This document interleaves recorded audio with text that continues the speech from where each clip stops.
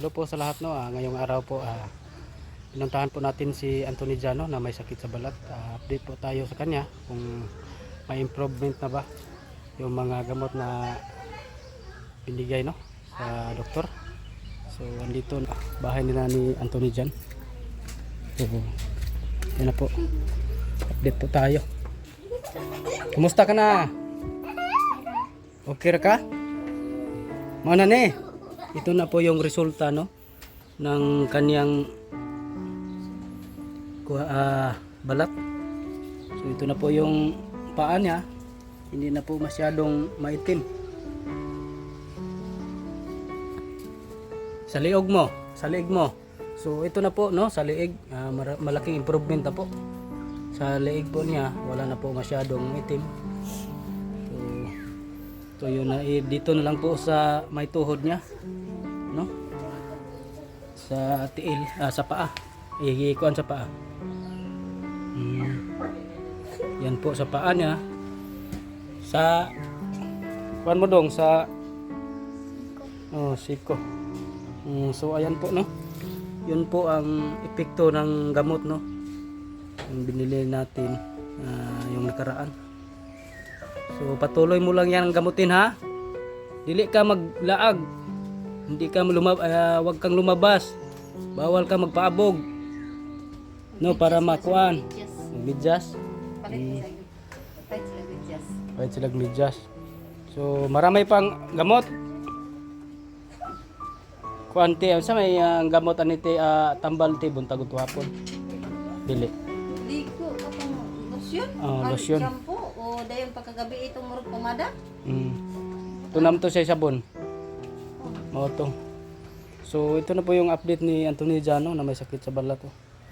So may improvement na po yung mga tinitirang gamot no. So mag-inom ka ng vitamins ha. Bukas babalik ako ulit dito kasi may mag-video call sa iyo. Ha? Kay ma'am. Bukas. Ahman ko na si ko ni be. Ito po yung mga Mapaksi ni dili. ay lagatag paksi ha. Di wata ka nam. So, ito na po yung improvement ng kanyang balat. Marami po salamat. So sa next week magbiopsy ka. Pabiopsy ka para malaman kung ano talaga yung sakit mo. So ngayon temporary may gamot ka muna. So ito po. Project ko gahi man gyapon. Sige lang tike, maganda man na siya kakuha. Kani siya tuhod, maganda man siya kakuha. Ang palada na puti-puti man. Yung puti-puti na yun, yung gahi man kapon. jahe. Katong basilinte na ay apitirom jelly maud ni siya isigag pahit para dugay siya mo ugaba. Yung petroleum jelly ha, pahiran ha. Yung petroleum jelly. Maganda katong basilin unta. Malaki na pong improvement sa kanya. Basta patuloy mo lang gamot, no? Marami namang tutulong sa iyo. Naawas ka iyong kalagayan. Bukas babalik kami dito kasi may mag-video call sa iyo. Pag ayaw paglaglaag ha. Ayaw papaabog, diari ka. So ito na po yung update no. Maraming salamat po sa mga nagbigay ng tulong sa inyo po. Gagastos pa po ito ng malaki kasi hindi pa po nagbiopsy. Yung mga gamot niya marami pa pong bibilhin kasi medyo may pagkamahal po yung mga gamot niya. So ayan po. Maraming pong salamat sa inyo. Nag-school pa ne? Klase na sila lunes karon may wala. Tamag uma. So may eskwela ka na? Pwede pa siguro ni dili pa eskwelahon. Eskwelahon na kay maula man dinang puno bani ko makadugay-dugay kan singgod. Mao mo tong manghod ani ang yatod gapon. Kadugay-dugay at hindi na eskwela madto. Basta i-update lang gini ang tambal, mawala ra gid siguro ni. Kunya na gyud makuan ni siya ug mabiopsy na gyud.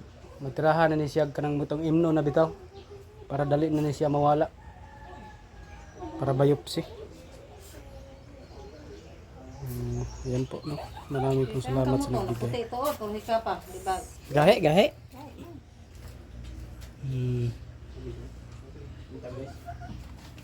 Di na masyadong masakit? Di na masakit.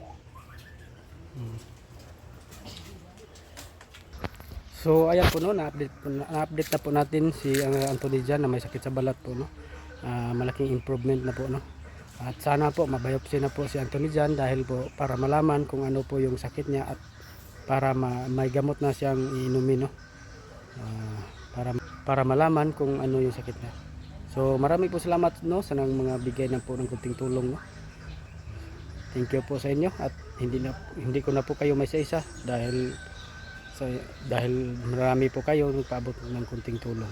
So marami pong salamat sa inyo at God bless po sa inyong lahat. At sana po may magbigay pa po ng kunting tulong kay Anthony Jan para tuloy-tuloy po ang paggamot niya at lalo na sa biopsy kasi malaking halaga po yung pagpapabiopsy at pagkatapos ng biopsy ay may gamot naman siyang bibilhin, no? So thank you po sa lahat at God bless po.